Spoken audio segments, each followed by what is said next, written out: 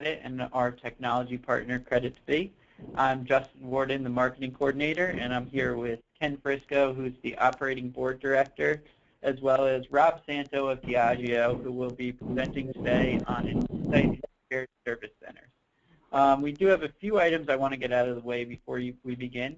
If you have any questions during the presentation, you can feel free to put those in either the chat or questions function, and I'll pose them to Rob during our Q&A at the end of the presentation. We also have a brief survey that will pop up when you exit the webinar. It takes about 20 to 30 seconds to fill out, but it gives us a lot of great insight on how we can continue to improve our webinars. So with that, I'm going to pass it over to Ken and let him introduce Rob. Okay, thank you, Justin. Good afternoon, everybody. I just wanted to remind you that if you want to, we will have other webinars during the month of August. You can go to our website, federationofcredit.com, or you should be getting some email blasts from us what's coming up during August. Just wanted to remind you that there's a lot of other educational topics that will be presented, so stay tuned. Just a little background on Rob. He's been with Diageo for greater than 15 years, and he has held several positions in finance and is currently the Director for Financial Services for North America. Prior to Diageo, Rob worked in finance at Elizabeth Arden when it was part of Unilever and Xerox Corporation. Rob has been a member of the Federation of Credit and Financial Professionals through the Distillers, Importers, and Vintners Credit Management Association for many years. Rob is also a board member of the Federation of Credit and Financial Professionals. In his current role, Rob is responsible for each business, including the spirits, wine, and beer business for the U.S. and Canada. And Rob's teams are located in both the U.S. and Budapest, Hungary. Some of the team's responsibilities include credit collection, deduction resolution, cash clearing, purchase to pay, and other treasury responsibilities. Throughout most of Rob's career, he has had similar areas of responsibility within finance and treasury that are categorized as financial services. So without further ado, I'll pass it over to Rob to start the presentation. Thank you very much, and hello, everyone. I will start off by just giving a little more insight on my background. So starting off in credit and back at Xerox, as Ken mentioned, moving through Elizabeth Arden and currently at Diageo, have always maintained some form of responsibility in the world of credit. And my teams currently have a team here in the U.S. and also a team over in Budapest. The credit function has remained here in the U.S. while some of the other, or I should say many of the other functions that I've been responsible for have transitioned over to Budapest. And I'll talk a little bit more about that as we go forward. Throughout all of my experience in each company that I worked with, although it wasn't always shared services, there was always that theme of centralizing. And within that, it's really about driving efficiencies in the business and driving efficiencies for the shareholders, which is why, pretty much we're all in business and what we're focused on. And that has varied at each company and over the years, where now there's so many different models within the shared service center theme, and we'll talk quite a bit about that and how to identify and really bring home benefits and set those up for success, whether you're in a shared service center or supported by a shared service center. In addition to that, a lot of the focus for me and my team over the years has been about identifying those opportunities. And some of the questions that are always asked first are, is it something we can stop doing? Is it something we can automate? Is it something that can be centralized? And then going down the road of the shared service model, or choosing the right one. Before going forward and jumping into the agenda, there is something I do want to mention, and I believe some of the folks might have to jump off early before we wrap up, so I'm going to mention this at the end also. But what I do want to mention is talking with Carrie Prada, President of Federation of Credit and Financial Professionals, who I think I should add, recently back from maternity leave, so welcome back to Carrie. But in speaking to Carrie, talked a little bit about this subject and how there is interest, and we are all in different stages of the journey, or that journey is possibly starting for some of us when we talk about shared service centers. So talked about a pilot to create a information sharing group to share insights on shared services. More to come on that, through the Federation of Credit, or possibly some combination of some other organizations with the Federation of Credit. So if you're interested and being part of the group as it's a pilot, it'll probably start out as conference call, see how much interest there is, and expand it from there. So just wanted to make a quick mention of that before jumping into the agenda. And I will do that right now. So the agenda, pretty basic. Talk about some basic concepts that I think sometimes get confusing when there is a conversation about a shared service center. Talk about creating one. I've had some experience in that in every phase of a shared service center. Transitioning responsibilities, what's important to consider, how to be successful. Service level agreements, which would include key performance indicators, and then what does success look like?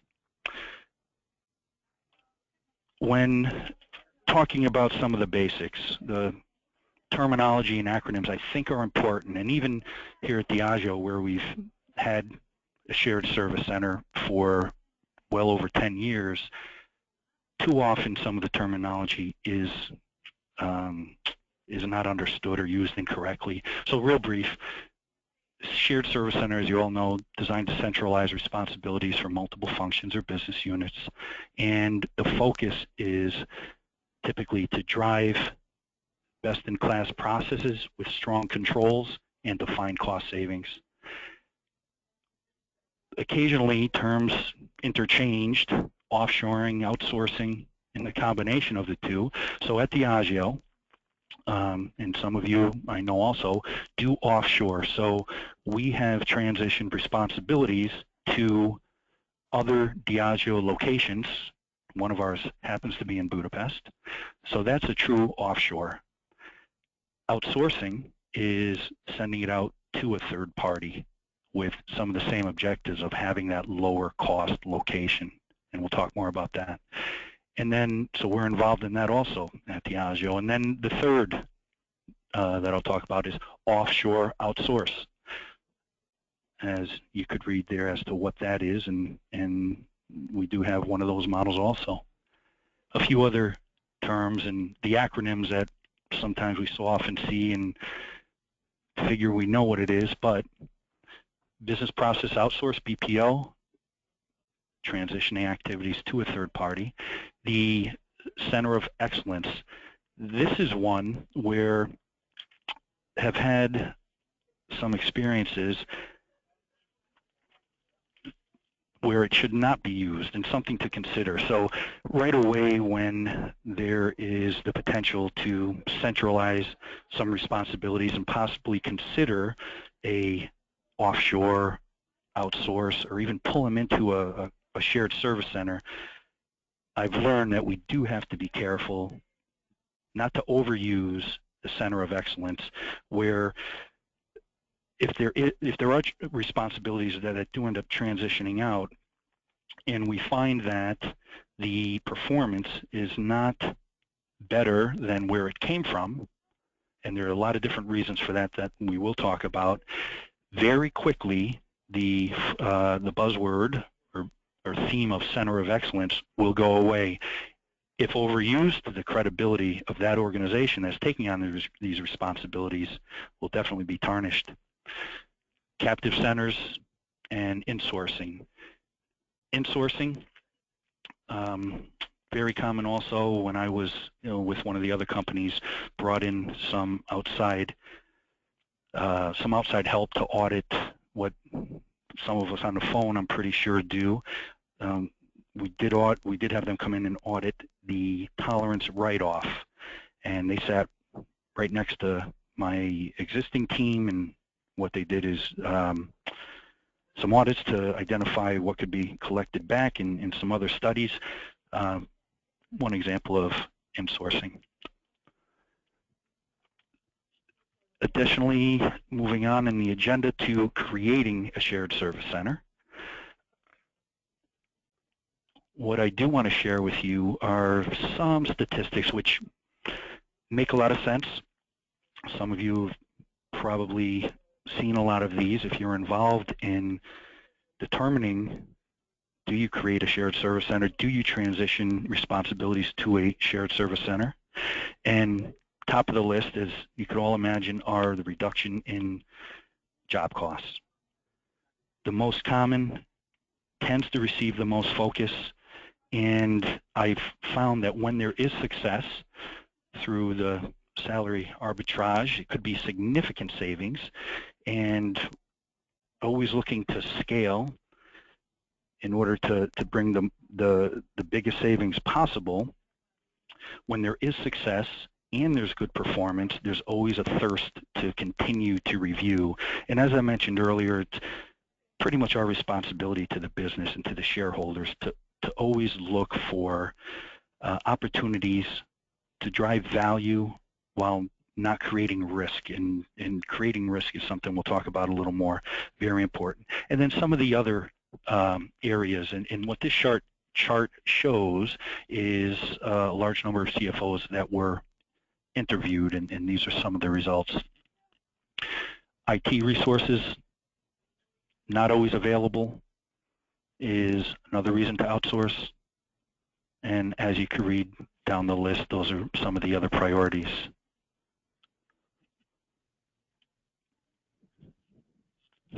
Moving on, I thought this chart was interesting also.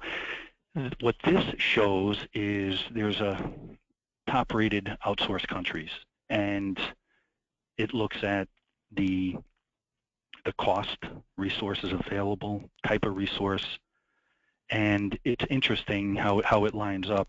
I think it's important to note that it depends on what is being considered to transition out.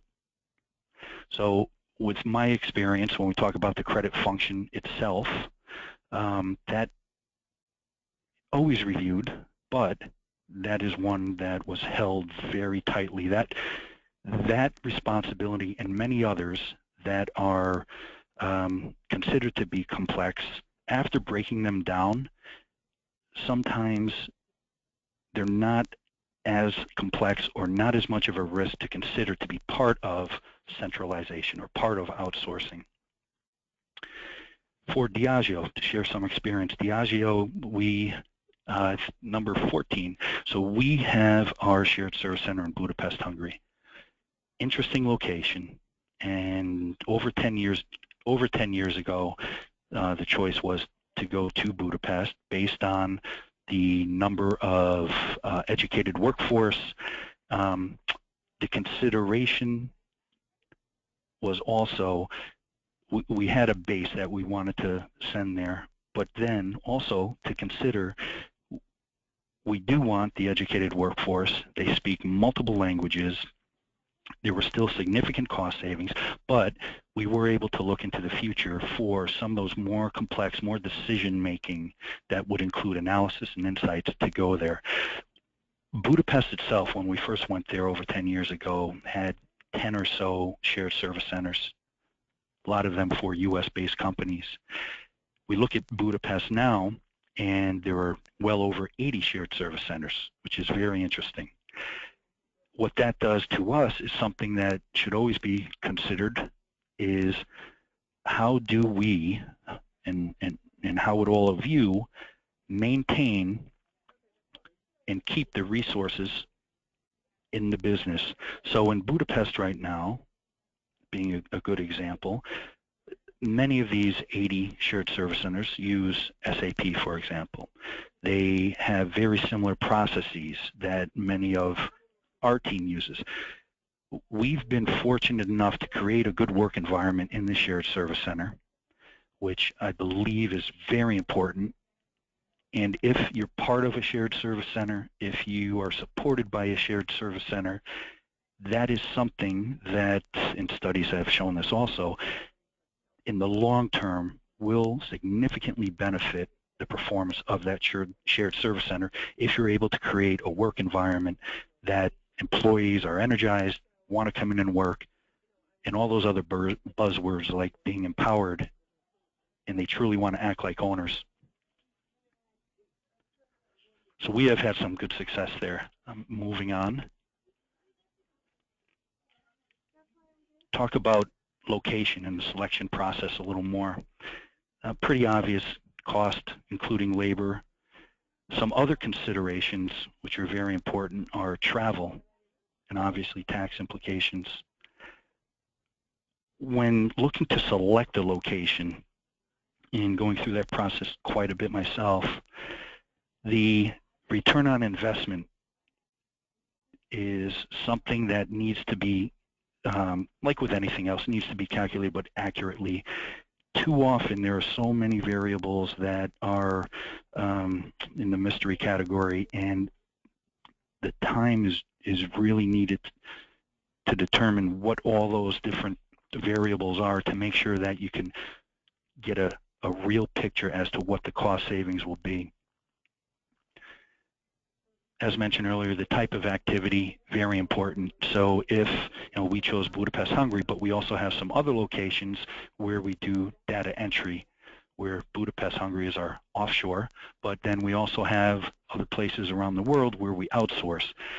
And the model has somewhat been to clean it up here in the U.S., centralize it, standardize processes, offshore it, so they're still within Diageo, still a lot of control, still some flexibility, and then make more decisions for further cost savings. Can some responsibilities then go to a true outsource?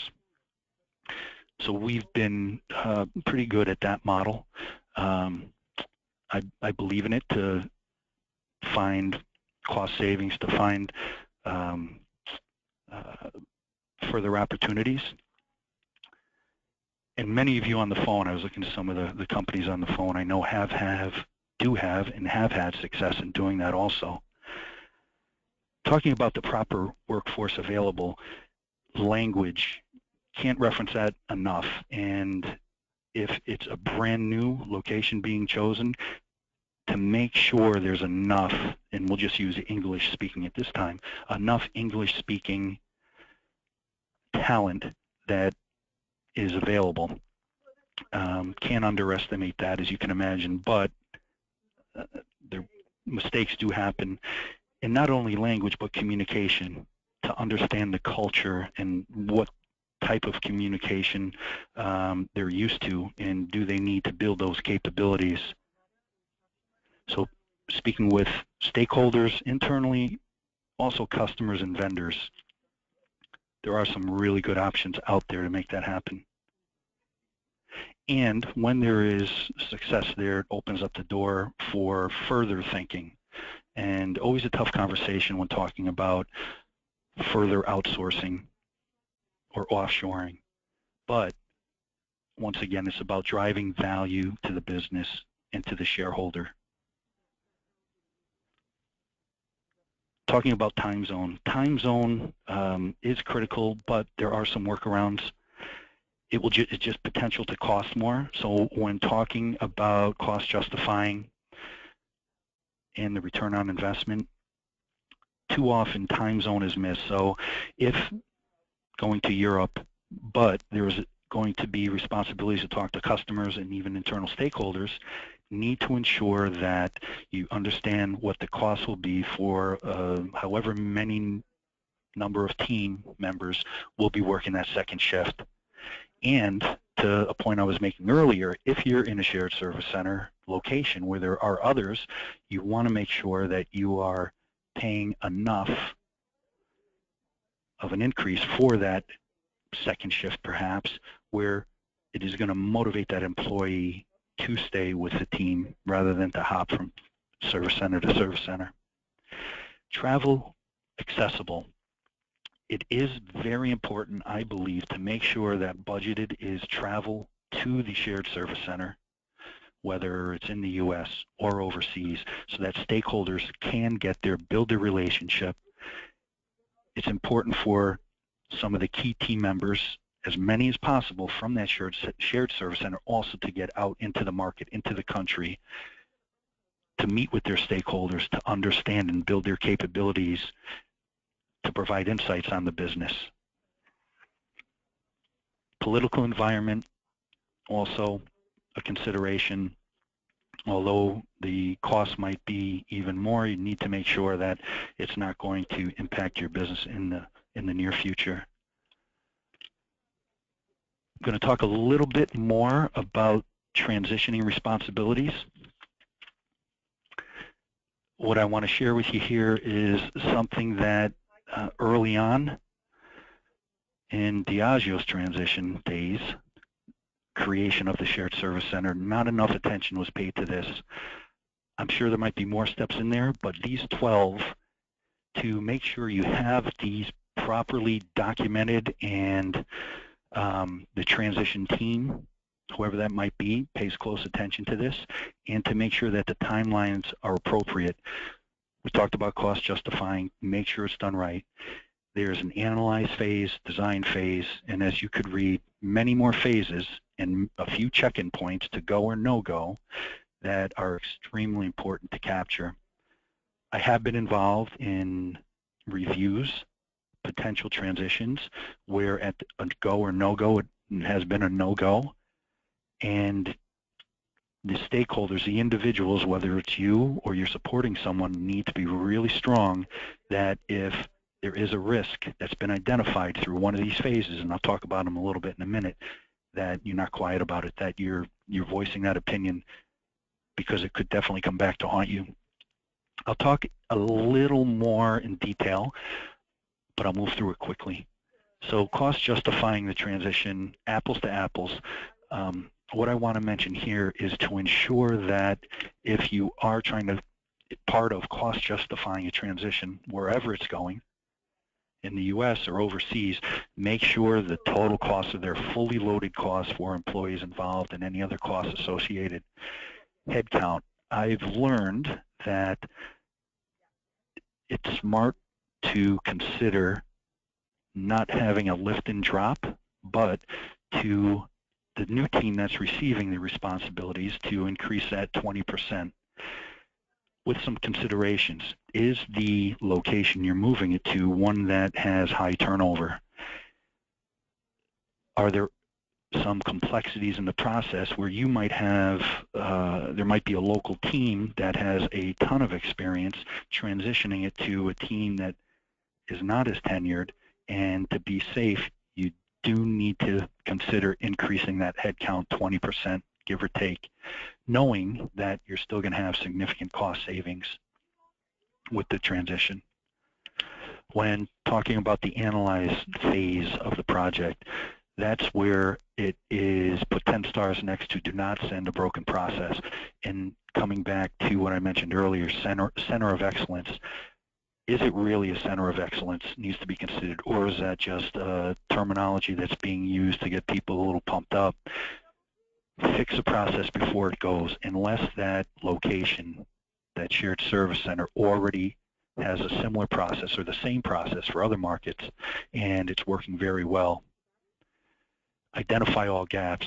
Also, learnings. If activities happen once a year, and it could be a significant activity, make sure it's included when the responsibilities are being analyzed. Or it might be specific to one part of the business. Here, my team supports spirits, wine, beer, and Canada, and some businesses have some differences as we move throughout the year. If there is a gap and you move all the way through the process of transitioning, very often there's going to be no one remaining to go ahead and understand what happened previously or fix that problem. Additionally, worth mentioning is the subject matter experts, I'll call them, that have been doing the role. When a transition is in place, it's important to keep some knowledge in the market or where it came from very often, and to have a mitigation plan if that knowledge will be lost. it's worth spending a little extra money to keep subject matter experts or expert around, even if you believe they have them in the shared service center. There will always be something there that could be significant. The design piece, or I should say the design phase, that's where the new team, it needs to be clearly defined what that new team is going to look like and that everyone's aligned with that. From that point, the check-in, go or no go, needs to have full alignment from steering committees. Everyone needs to have a good understanding of where you have, what that transition team has done up to date. I strongly recommend moving to number 5, participating in the hiring of the new team. So if you're transitioning any responsibilities somewhere and it's including a role rather than part of a role that will be absorbed in a team, strongly recommend to get involved in some form of the hiring, even if it's a brief phone conversation, to make sure that the language is there, that the energy is there, that they will be able to continue and perform like your teams or other teams that are sending those over have been. I'm going to go to the next screen, which includes the knowledge transfer phase. The most important, one of the most important, if not the most important, there needs to be great documentation as you enter into the knowledge transfer. So whether you call them desktop procedures, DTPs, whatever it might be, the team that's currently doing the role and has the responsibilities should, if they don't already, and I know it's not always easy to have it, good documentation to hand over and to be revised and adjusted within the knowledge transfer, to include side-by-side training, 3 weeks at a minimum, depending on the responsibility, of course, to spend time, even if it includes travel, to meet the stakeholders with the current folks that are doing the job. Strongly recommended not to do it the first week, but to do it before the knowledge transfer ends. And the reason for that is to make sure it could have some good conversations, to have some knowledge that will be meaningful. Regular assessments of performance, if not every day during debriefings, to have weekly tests, formalized tests that could also identify risks in the process. Business simulation, another phase, very important. That's where live work is being done at least 1 week, if not 2, to determine if go forward or not. And that's where I've seen or have experienced a few no-goes, where coming up to that point all good and thought that the team is going to be capable, the training was well, and then through business simulation doing the live work, it was evident that it just would not work, so decided no go. Very important, and don't be shy when it comes to that conversation. And then assuming it's a go, the go live. Go live is hopefully just a formality in a way where stakeholders are well aware of what's happening, how it's going to impact them. Important to send the communication out, part of that formality, just in case someone was not as knowledgeable or aware as everyone else. Important to include a from-to table.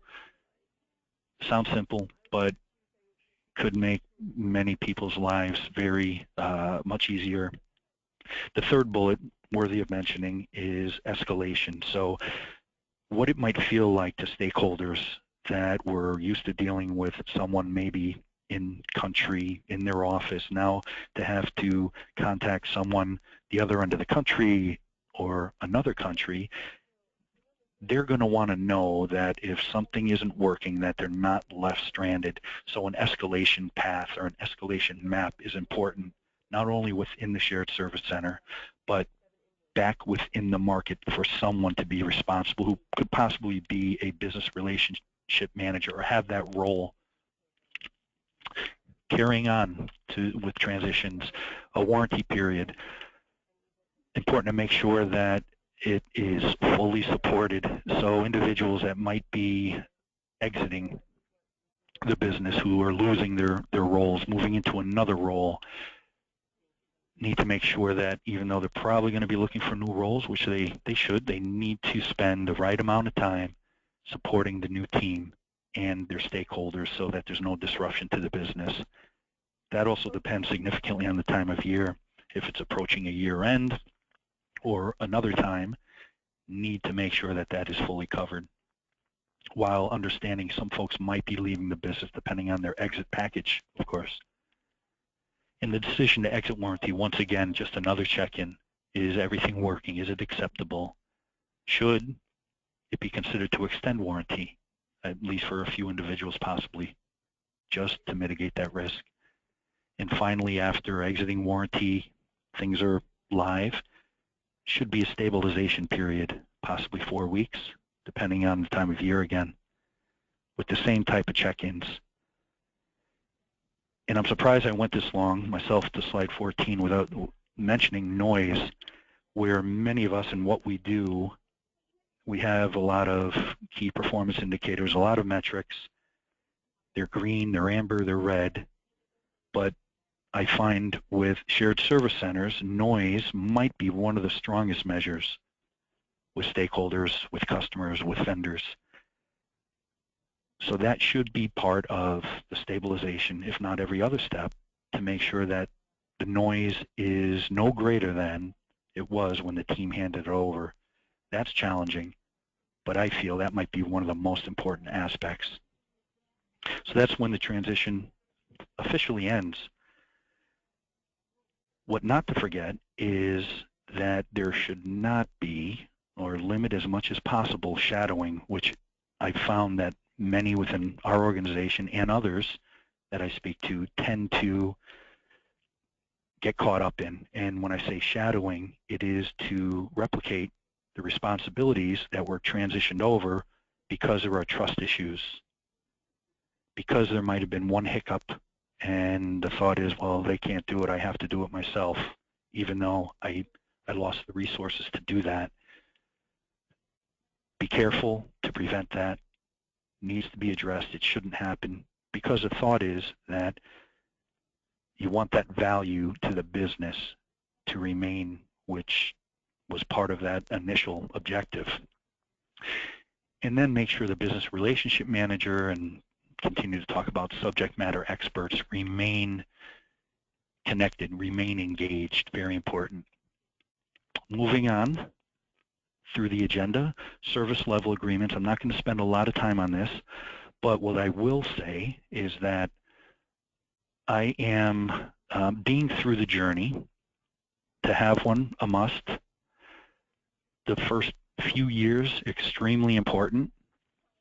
What I found is that the sooner to get away from focusing on a service level agreement and focusing on some other value add things makes the whole organization, the whole relationship with the shared service center so much better, and I'll talk a little bit more about that. But definitely need to have a good, solid service level agreement in place with KPIs, a good set of those.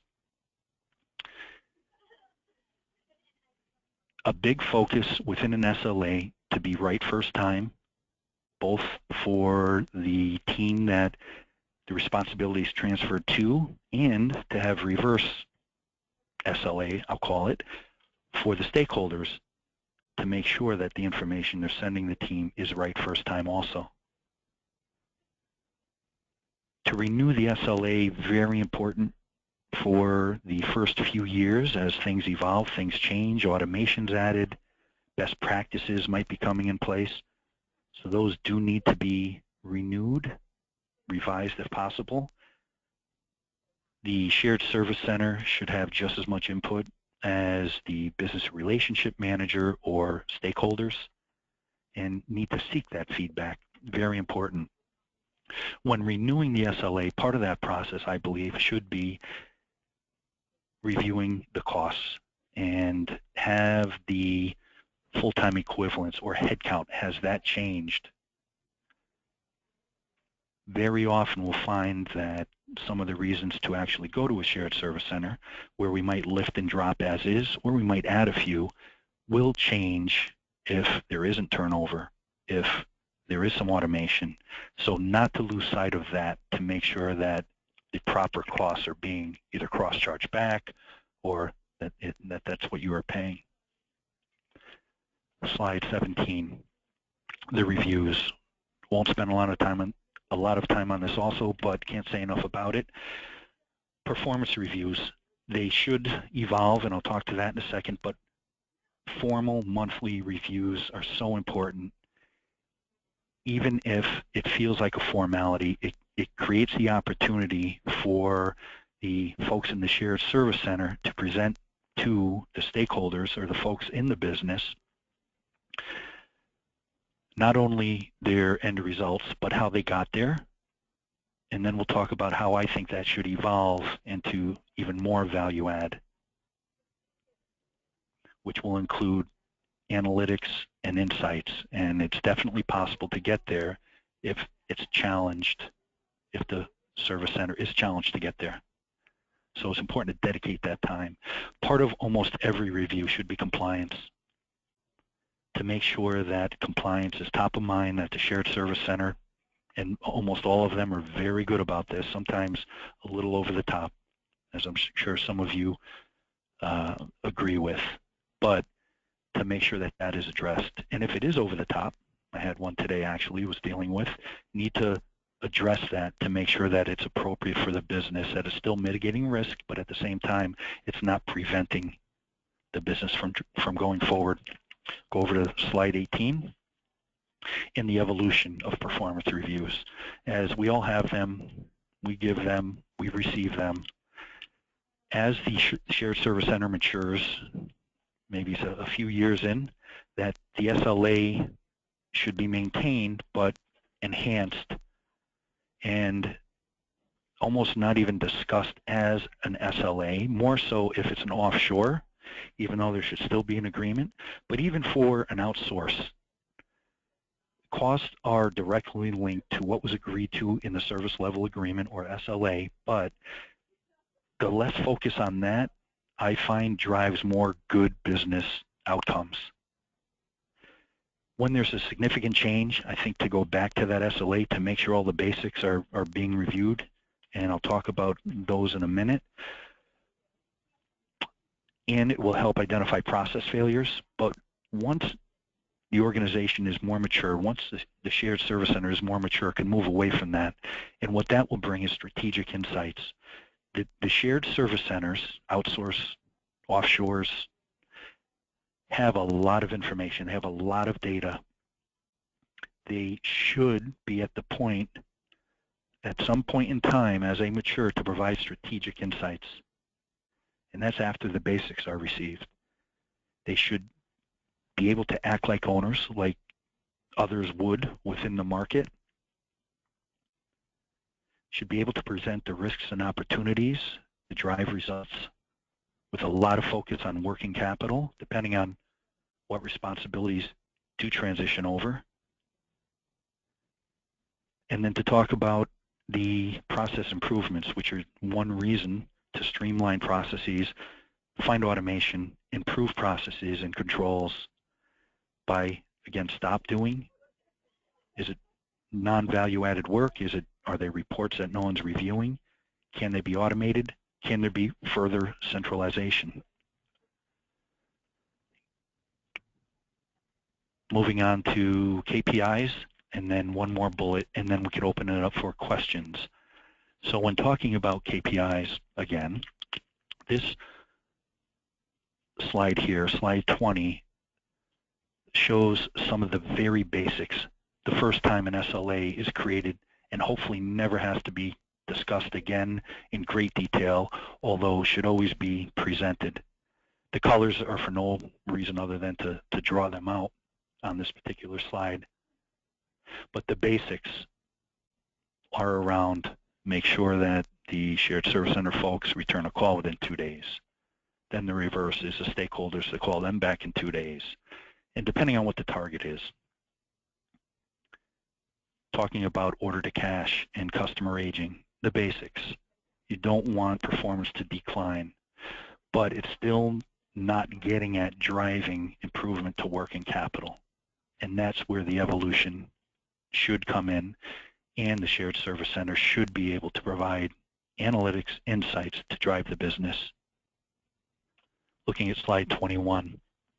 So picked over 2 years, that's something that I feel should be adequate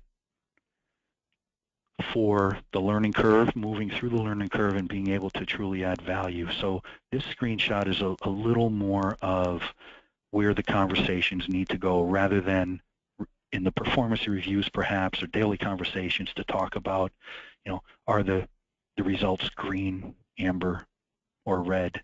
It should be more about what insights, what's driving the variance of the result to the target, what was the best possible result, and what are you driving for your year-end perhaps. The shared service center should be able to provide those insights and present an action plan. And I feel too often stakeholders do not present that challenge thinking that it's too much of a stretch, but present that challenge. It drives value to the business. It could very much, I like to use the word, demystify the results as to not what was done, but how was it done, and how are we going to get there. So more about the how rather than the what. Moving along to the last bullet. And Tim Craddy, who's on from Kendall Wines, is probably shaking his head. He's happy that this is the last bullet. So we're getting there, Tim. So what does success look like? All the basics, everything that we know, but when we talk about a shared service center, there are some different twists. Repetitive, worth reviewing. So effective leadership, for sure. Beat those 3 bullets to death. Can't say them enough. The work environment I also mentioned. I believe that's why Diageo has so much success with their shared service center, both offshore and outsourced, where the work environment is one that I feel even myself and the stakeholders help participate to make a good work environment, to create a one-team feel where the teams do act like owners and are energized. And what that all really just boils down to is that they truly care. What we're asking them to do, very often even what we do, except for some of us, of course, isn't brain surgery, but it just takes that you care so much that you're going to drive results.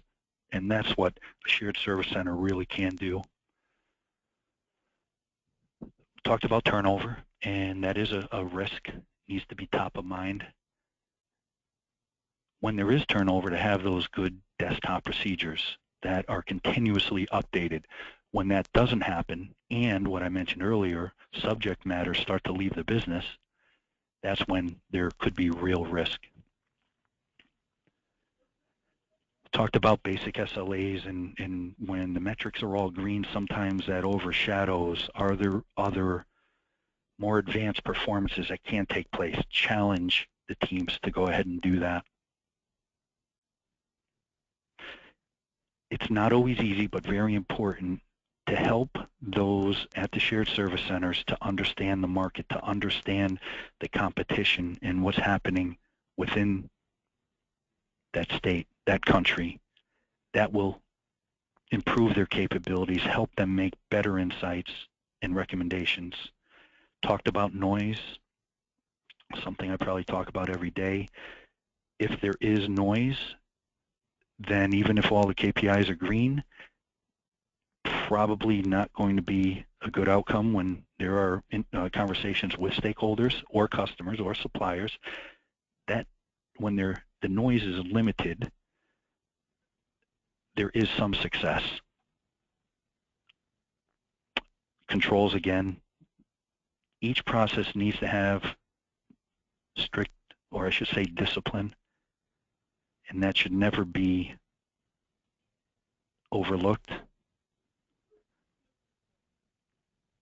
And lastly, for I think it's important for the shared service centers, the teams that are whatever stakeholders they're supporting, to have some type of objectives that are the same, assuming they're going to have annual objectives that exceed the basics in that basic SLA, but to have similar objectives as their stakeholders will help create a one-team environment. And studies do reflect that good work environment is most likely to create that long-term success. That is the end of my slides. It's about 45 minutes of talking. Justin, I don't know if there are any questions, but what I do want to mention again is if anyone's interested in being part of the shared service information sharing group, we can see where that goes. We can help drive where that goes, whether it's a standard agenda or some topics that are submitted. But if you want to be part of that, please raise your hand, whether it's you or some others from your team. Please do that. Justin, any questions? Yeah, we do have a couple people who just are asking if they can get a copy of the presentation. So I just wanted to let everyone know that we will be sending a copy of the presentation out either later today or early tomorrow morning. If anyone does have any questions, you can feel free to put them into either the questions or chat function now. We'll open it up for a few minutes of Q&A if we have them. So the first question that we have here, Rob, is just, what would be the 1 to 2 biggest takeaways that you could give at the end of this presentation? Good question.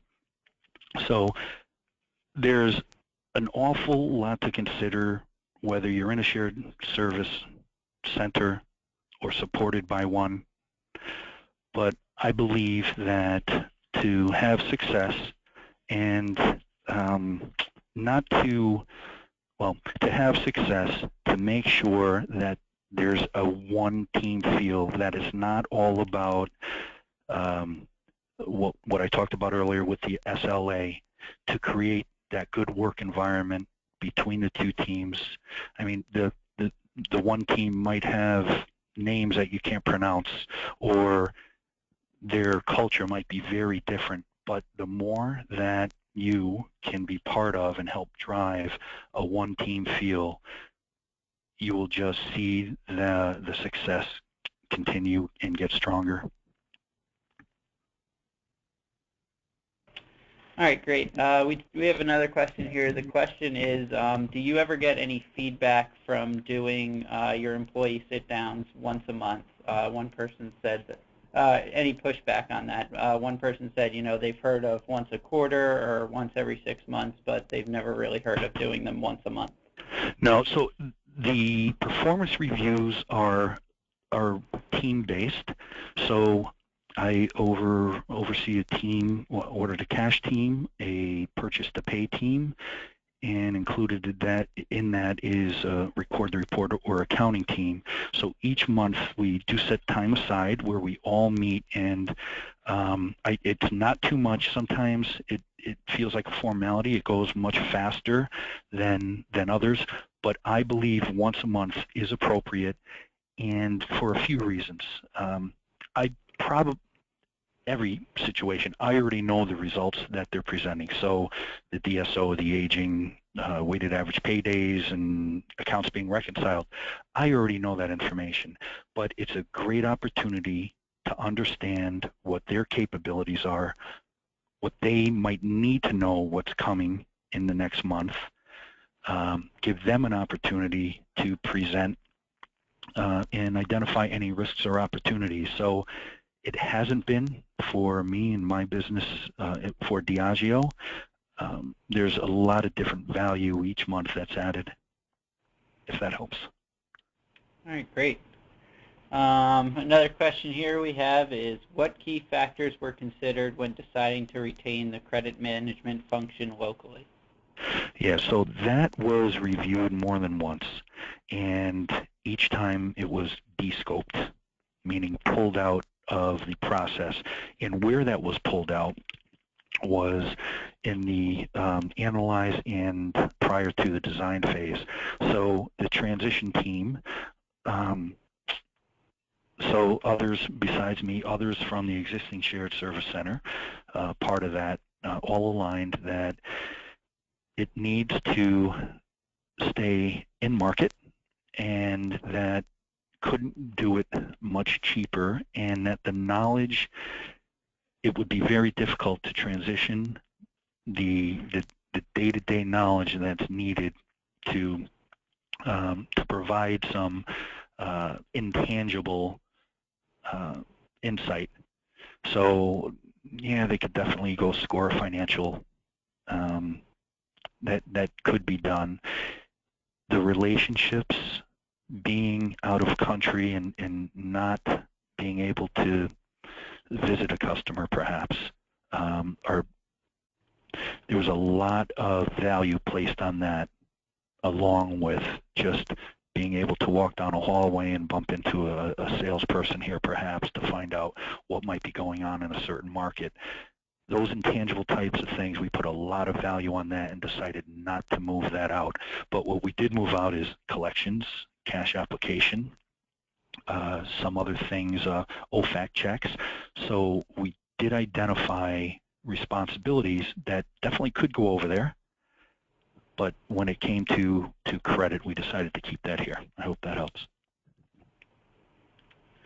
All right, great. I'm not seeing any more questions, so I just wanted to mention to everyone else, if anyone is typing in a last-minute question, if you could fill out the survey on your way out. Like I said, it takes maybe 20 to 30 seconds to fill out, but it gives us a lot of great insight into how we can continue to make these webinars better. With that, I think we'll look to shut down the webinar. I want to thank everyone for taking the time out to listen to our presentation today, and a special thank you for Rob for taking the time out to present as well. Thank you, guys. Hope to catch up with you soon. All right. Have a great rest of your day, everyone. Bye.